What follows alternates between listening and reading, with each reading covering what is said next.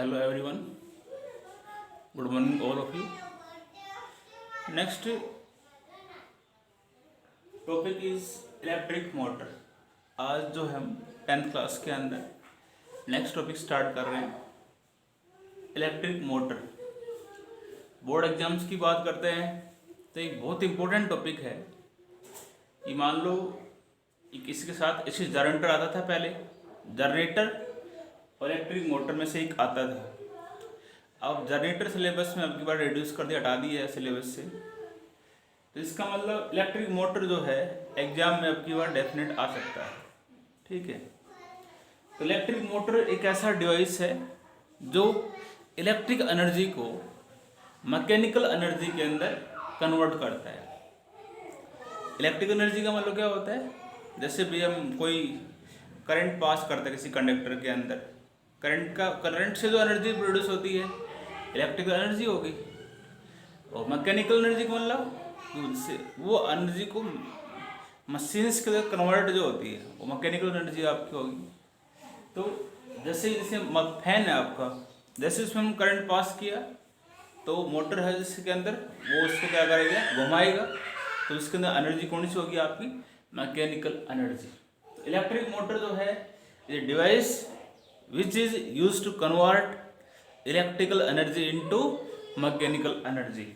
ठीक है. तो इसकी डेफिनेशन यही है, electric motor it is a device which convert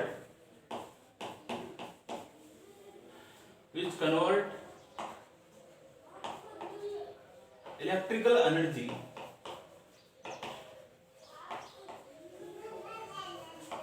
into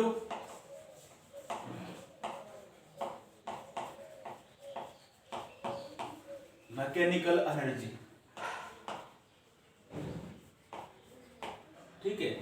सीधी सी बात यही है, मोटर जो है एक ऐसा डिवाइस, एक ऐसा यंत्र होता है जो जैसे उसके अंदर हम करंट पास करते हैं, इसको उसमें एनर्जी होगी, इलेक्ट्रिक एनर्जी होगी.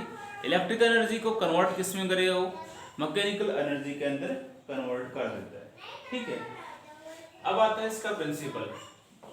बड़ा टॉपिक है, 6 नंबर में आता है आपका ये, इसलिए इसको हम स्टेप बाय स्टेप करते रहते हैं. प्रिंसिपल की बात करते हैं. अब इलेक्ट्रिक मोटर के अंदर एक आर्मेचर कॉइल होती है. ठीक है. और वो आर्मेचर कॉइल जो है मैग्नेटिक फील्ड के अंदर रखी होती है. जैसे नॉर्थ और साउथ पोल्स जो होते हैं ना, वो आपके मैग्नेटिक फील्ड को प्रोड्यूस करते हैं. तो वो आर्मेचर कॉइल जो है मैग्नेटिक फील्ड में रखेगी, एक कॉइल होती है. तो जैसे ही कोई करंट कैरिंग कॉइल है मैग्नेटिक फील्ड के अंदर है, तो इसका मतलब वहाँ पे क्या एक्सपीरियंस्ड होगा, क्या प्रोड्यूस होगा, फोर्स एक्सपीरियंस्ड होता है. तो हम इसका प्रिंसिपल यही है, वर्किंग के अंदर हम इसी का यूज करेंगे. जैसे ही कॉइल के अंदर हम करंट पास करते हैं, कॉइल के अंदर फोर्स एक्सपीरियंस्ड होता है. तो हम इसका प्रिंसिपल यही इसका, वैल्यू इट इज बेस्ट, ऐसे का लिख सकते हो आप, when a current carrying coil when a current carrying coil is placed, current carrying coil कह दो या आर्मेचर कॉइल कह दो, एक ही बात है. ठीक है. when a current carrying coil is placed in a magnetic field,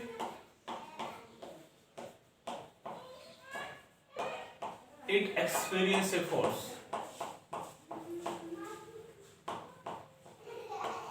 It experiences a force.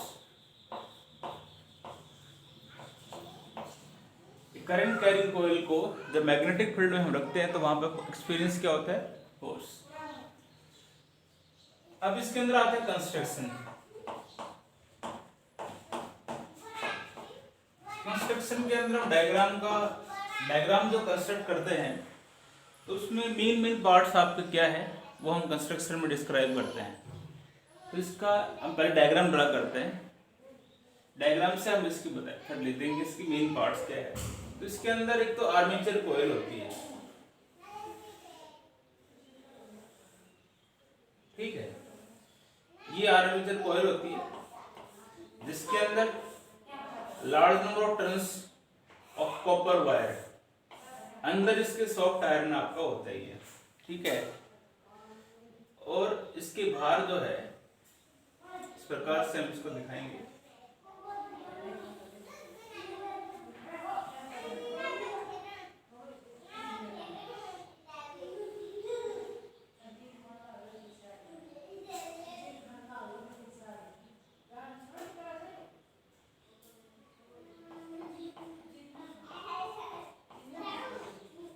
इस प्रकार से डायग्राम में ड्रा कर रहा हूं।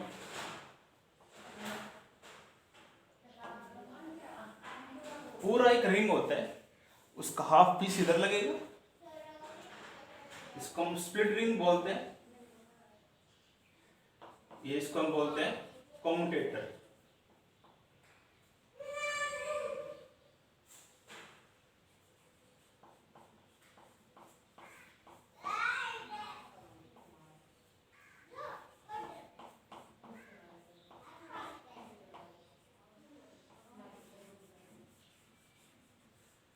ऐसे आप इसको दिखाओगे,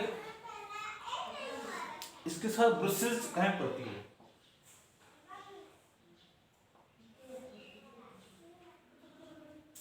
एक ब्रुश यहां भी होगी,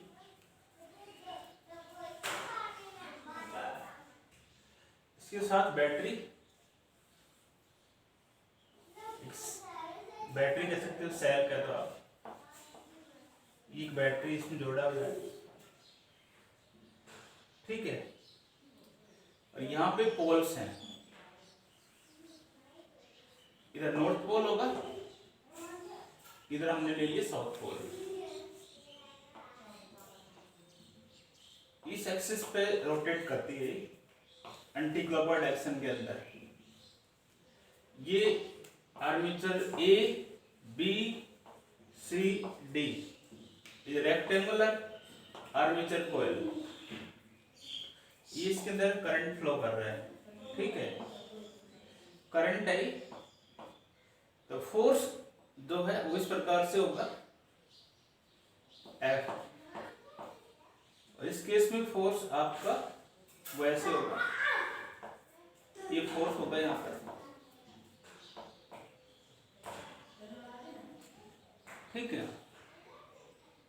ये ब्रुसेस है आपकी, कार्बन की और मेटल की होती है। ये रिंग है आर्म स्प्लिट रिंग, इसको हम बोलते हैं R1 और R2, ठीक है। ये ब्रुश हमारी है B1 और ये ब्रुश आपकी है B2। और मैग्नेटिक फील्ड दिखाना चाहते हो तो मैग्नेटिक फील्ड आपका नॉर्थ से साउथ की तरफ होता है। यदि आपने डायग्राम भी ड्रा कर देते हो, ठीक है, डायग्राम यदि आपने ड्रा कर दिया ना, इसका मतलब ये होगा, ये फोर्स दिखा रखा है एरो लगा के मैंने ये, ठीक है, आप ध्यान रखोगे, इधर भी फोर्स आपका है। डायग्राम भी आप यदि ड्रा कर देते हो तो भी मान लो आपका कम से कम 1 या 1.5 नंबर मिलेगा आपको, ठीक है। अब हम इसकी कंस्ट्रक्शन की बात करते हैं। तो इलेक्ट्रिक मोटर के अंदर देयर आर 4 एसेंशियल पार्ट्स, 4 इसके मेन पार्ट्स होते हैं। एक होता है armature coil, it has main 4 parts, it has 4 main parts, 4 इसके अलग अलग मेन पार्ट्स आपके होते हैं। फर्स्ट की हम बात करते हैं armature coil.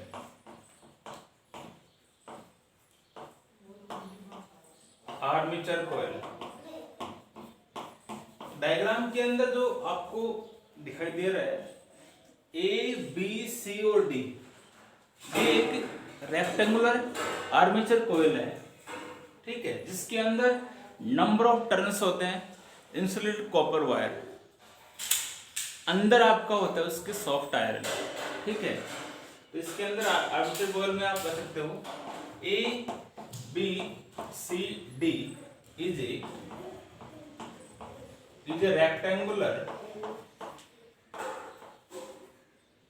a rectangular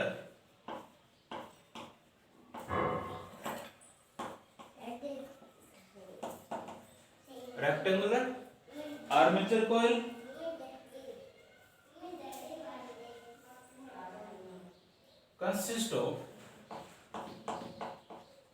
consist of large number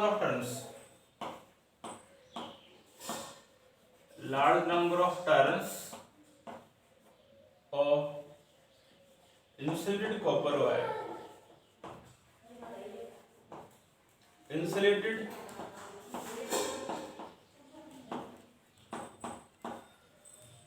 large number of insulated copper wires wound on a soft iron core, जिसको हम बाउंड करते लपेटते हैं, bound on A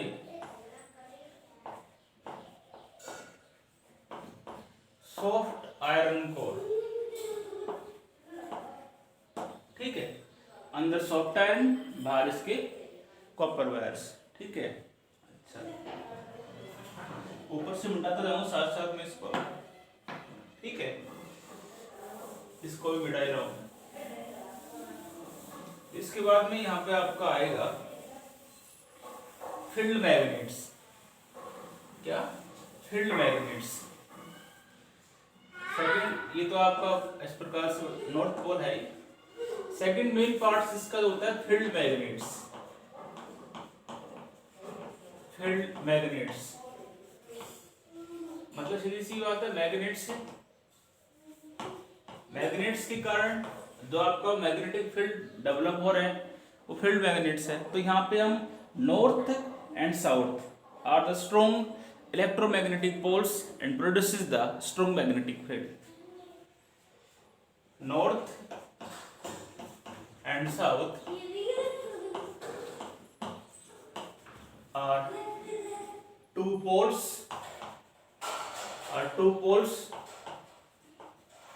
produces the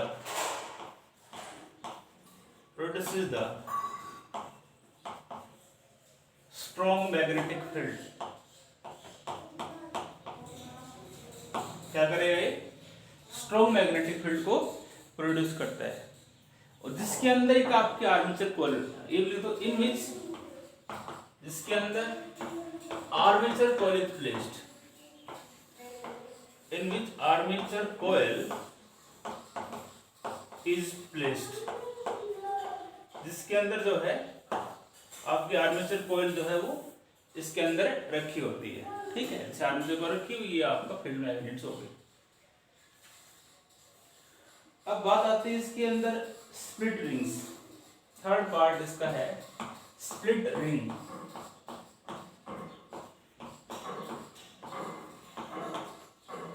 इसको बोलते हैं कॉम्यूटेटर और कॉम्यूटेटर। स्प्लिट रिंग जो है, तो यहां पर R1 और R2 जो है ना, there are two split rings. पूरा एक रिंग होती है, तो उसका हाफ जो है ना कट कर देते हैं उसको, हाफ पीस इधर और हाफ पीस इधर, पूरा एक सर्कल बनेगा आपको। जो रिंग्स जो है हमेशा कांटेक्ट किससे होती है? ब्रुशेस से आपकी होती है। ठीक है, इसमें आप कह सकते हो these are the split rings में लिख सकते हो these are the two halves, these are two halves. Halve कौन होता है? हाफ पीस होता है। The two halves of R1 and R2, दोनों of the same ring, of same ring। ठीक है, इसका मतलब ये जो है R1 R2 एक रिंग सेम होती है, उसका हाफ पीस इधर हाफ पीस उधर हम इसमें लगाते हैं। ठीक, ज्यादा करने की जरूरत नहीं है। फोर्थ पार्ट इसमें आता है ब्रुशेस।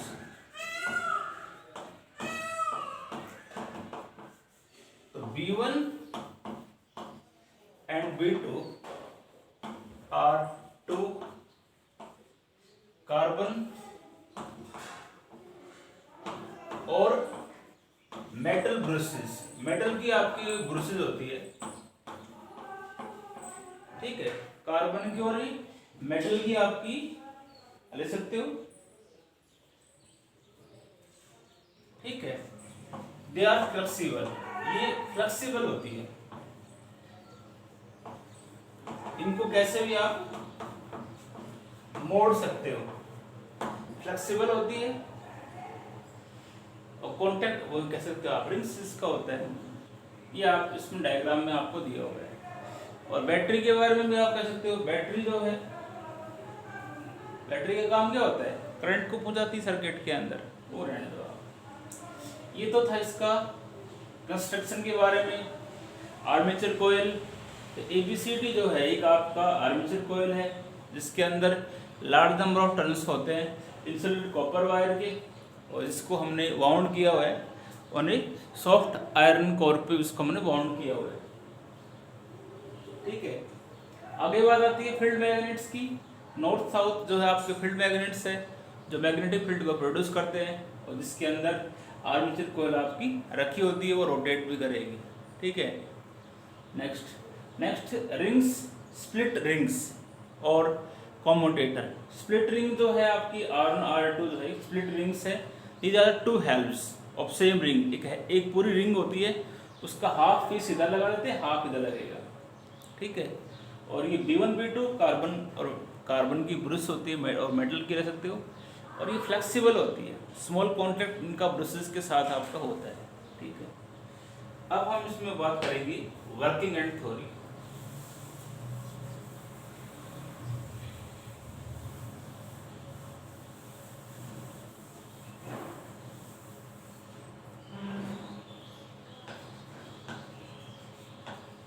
Working and theory, working and theory. देखो, जैसे ही वर्किंग इसकी यही है, जैसे इसके अंदर हमें करंट यहाँ से बैटरी से हम इसमें फ्लो करेंगे, तो ये करंट मैंने दिखा रखा है।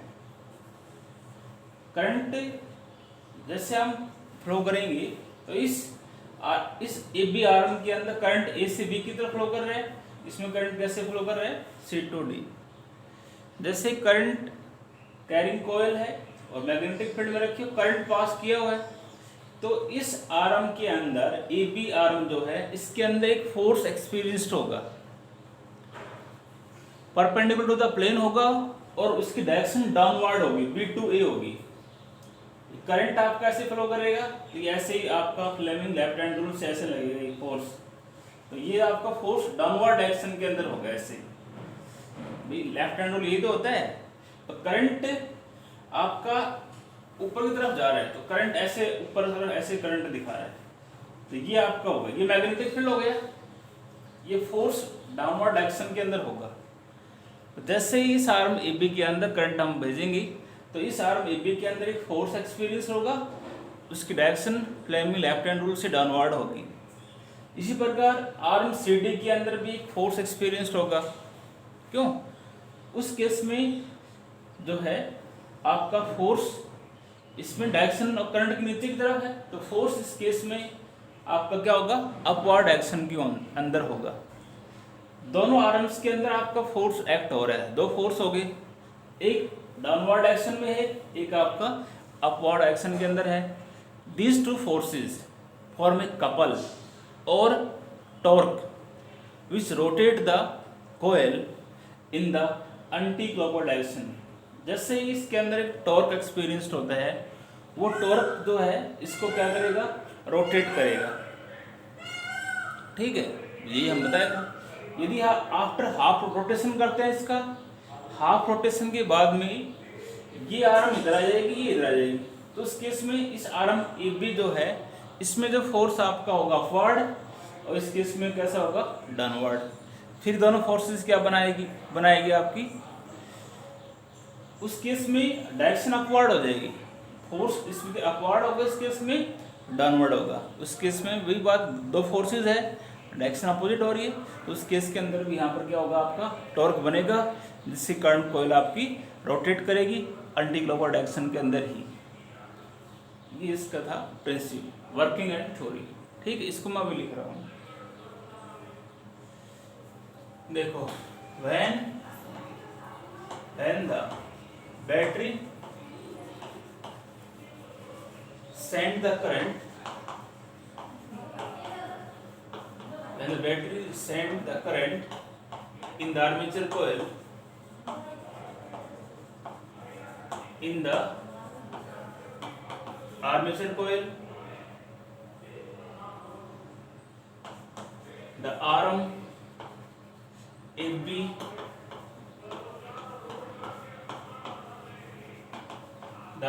experience a force directed downward.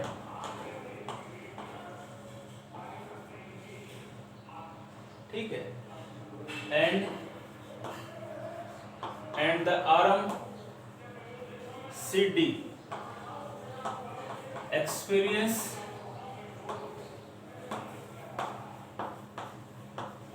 a force directed upward. These two forces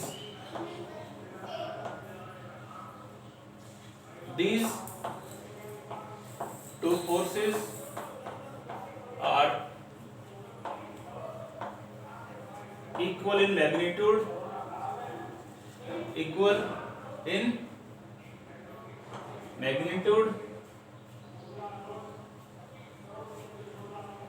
तो ये नहीं लिख रखा है यहाँ, ठीक है। Exponential force directed upward, and these two forces are equal in magnitude but opposite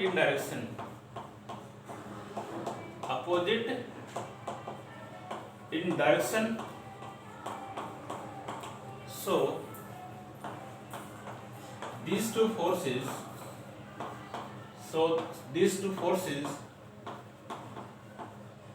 form a couple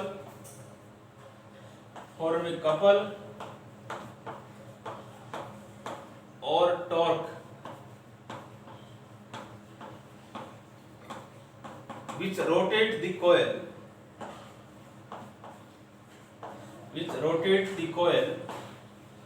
in the anti-clockwise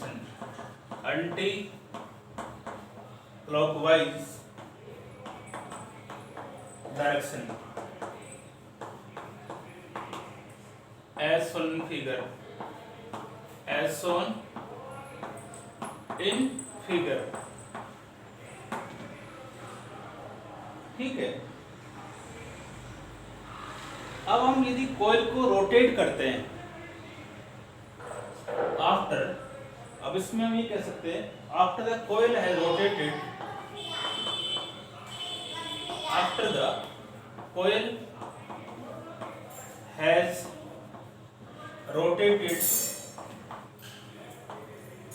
through 180 degree. यदि इसको हम 180 डिग्री के ऊपर कॉइल क्या करते हैं, रोटेट करते हैं, the direction of current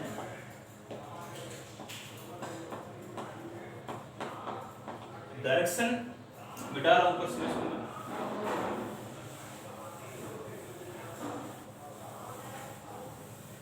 the direction of current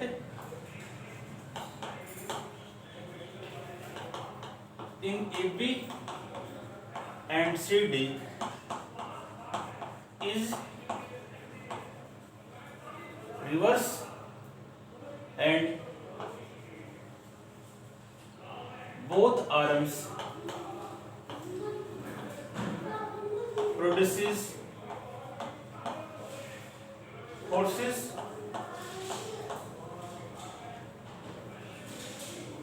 in opposite direction,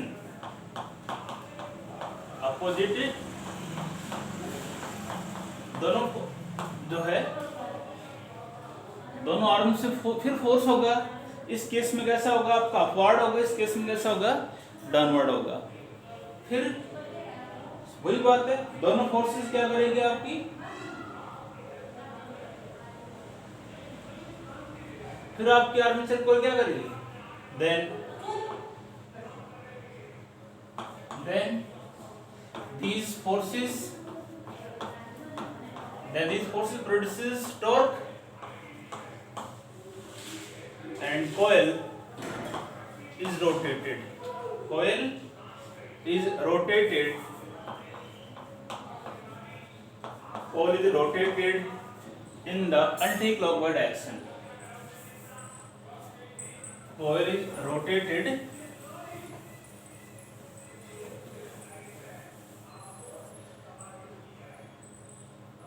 in anti-clockwise direction.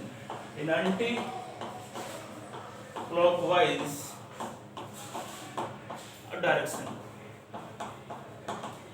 and process is repeated. And process is repeated. ठीक है, ये थी इसकी वर्किंग एंड थ्योरी। एक बात और है कि जो स्प्लिट रिंग्स का फंक्शन क्या होता है, जो आपकी स्प्लिट रिंग्स जो होती है उसका फंक्शन क्या होता है। स्प्लिट रिंग्स का मेन फंक्शन यही है, वो इंश्योर करती है जो करंट जो है एक डेफिनेट डायरेक्शन के अंदर क्या करे, आपका फ्लो करे। तो मैं इसमें एक एरो लगा के लिख देता हूँ, फंक्शन ऑफ स्प्लिट रिंग्स। इसका काम क्या है, function of split ring, function of split rings. इसका फंक्शन जो है यही है, the split ring ensure that, the split ring ensure that the current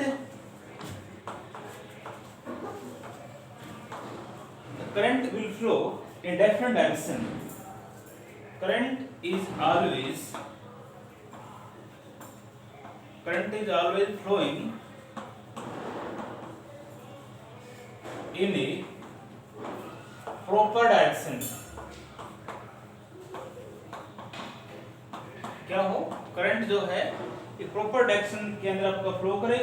ठीक है, तो yield a couple of force, जिसके कारण तो यील्ड YIELD, तो yield a force which produces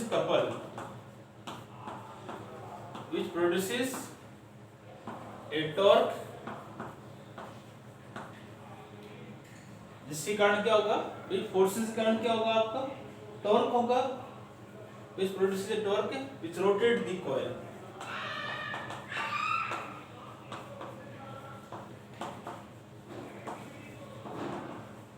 ये इसका फंक्शन है, मेन फंक्शन यही है स्प्लिट रिंग्स का, करंट को एक प्रॉपर डायरेक्शन में क्या करे, फ्लो करवाए, जिसके कारण आपको फोर्स होगा इसका टॉर्क होगा, टॉर्क के कारण की कॉइल आपकी क्या करती है, रोटेट करती है। तो स्प्लिट रिंग्स का भी इसके अंदर मेन फंक्शन आपका है। ठीक है, अब आप बात करते हो इलेक्ट्रिक मोटर की यूज क्या है। इलेक्ट्रिक मोटर, तो आपने इसके use of electric Motors,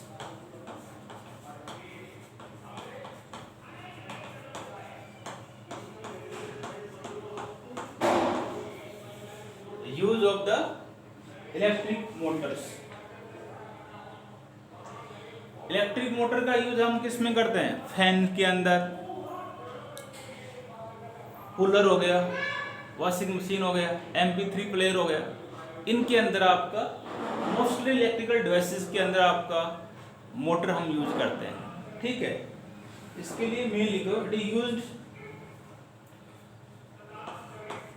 it is used in, एक तो आपका किस किस में मिलता है, कूलर हो गया आपका, वॉशिंग मशीन हो गया, कूलर,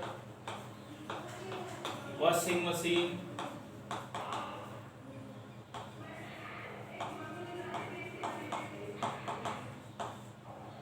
रेफ्रिजरेटर,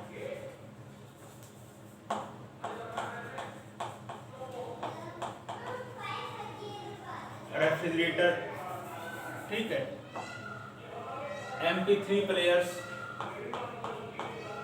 एटसेट्रा। उसके अंदर एक मेन कंपोनेंट आपका होता है, बहुत से डिवाइसेस के अंदर आपका इलेक्ट्रिक मोटर आपका यूज होता है। ठीक है,